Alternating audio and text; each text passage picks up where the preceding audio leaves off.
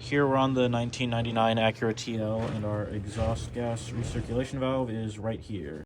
Here we have the EGR information pulled up on all data, so it reduces the NOx emissions by recirculating the exhaust gas and sending it back through to the combustion chamber through the intake manifold.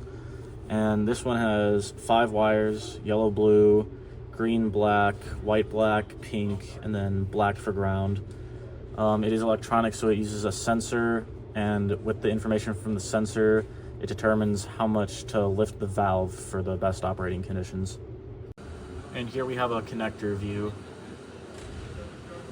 And here we have all the proper wire colors here. All 5. The black ground is kind of hidden under here. You can kind of see it right there. So here we have the PIDs. We have ECT sensor temperature, we have the EGR valve sensor voltage, and we have the throttle position sensor voltage. Right now we're at idle.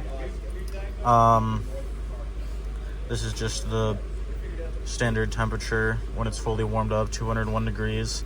At idle, the EGR valve is at 1.19 volts, and this dip here was when we unplugged the EGR valve sensor, and then it went down to 0.02, so pretty much just 0 because it was unplugged. At idle, our TP sensor voltage is 4.49. At part throttle, we got, what was it? We had 4.17 volts. So here's all of it. The engine wasn't quite fully warmed up earlier, but it was just about there.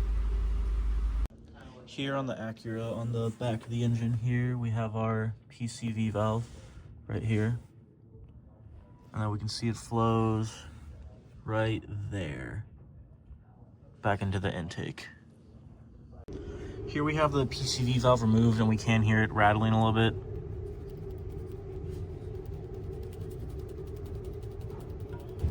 It's kind of hard to hear over the video, but there is a rattling, so it is moving around properly. Here on all data, we have the testing procedure to make sure that the PCV valve is working properly.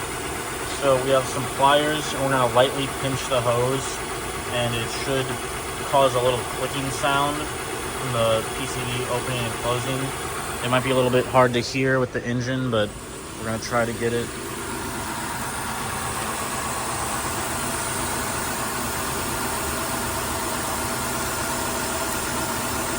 It is making the clicking sound. Here, try to put it right next to the valve.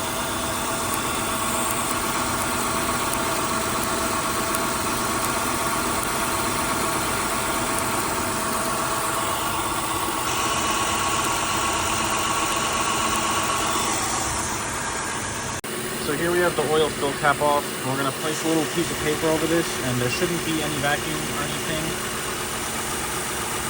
Yeah, there's nothing. There's nothing stuck in that paper there. So there's no pressure differential. Alright, so currently we have our IAC percentage, our map sensor voltage, our throttle position sensor voltage, and our throttle position sensor degrees at idle. So IAC is at 0, map sensor voltage kind of fluctuates between 0.88 and 0.90. The TP sensor voltage is at 4.49. And the degrees is 79.9, and we're going to see what happens when the PCV valve is restricted.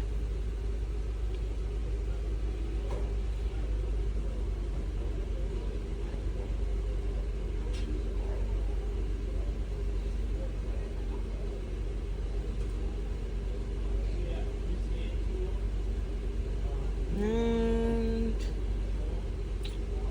here's nothing's happening. Oh, it fluctuated to 0.86. I can see there's a small jump. And so did the IAC. As you can see, the map sensor voltage is slightly climbing and then going back down. And the IAC spiked at 5, but has now settled back down to 0. So the top 3 wires in this connector are going to be for the EGR valve sensor. From left to right, pins 1, 2, 3, it's going to be power, ground, and then the 5-volt reference. Okay, so we pulled the EGR valve off our car. It was really easy. It was just 2 bolts. And then we did all these resistance tests on this table, except for ours.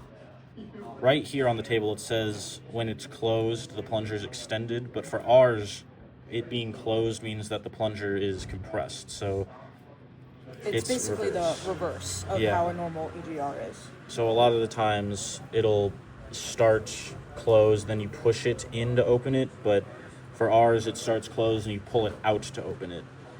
And these were our results. So as it was opening halfway and then full open, it gained more and more resistance. And then for the voltage supply and ground terminals, it was just the same throughout because those are consistent. The ground is ground, the VREF is VREF. That shouldn't change based on how open or closed it is. Okay, so here we're testing our resistance. Right now it's fully closed and we're getting about 1.5 kilo ohms. Now we're gonna get the pliers and pull it open. We're gonna see as it opens more and more, the resistance is going to increase. See, yep. And then that's about fully open right there. And then half is like there. Yeah. And then if we let go, it drops all the way back down. So as it opens, there's more and more resistance. Here we have another EGR valve, and this one opens by pushing it in contrast to ours, which opens by pulling out.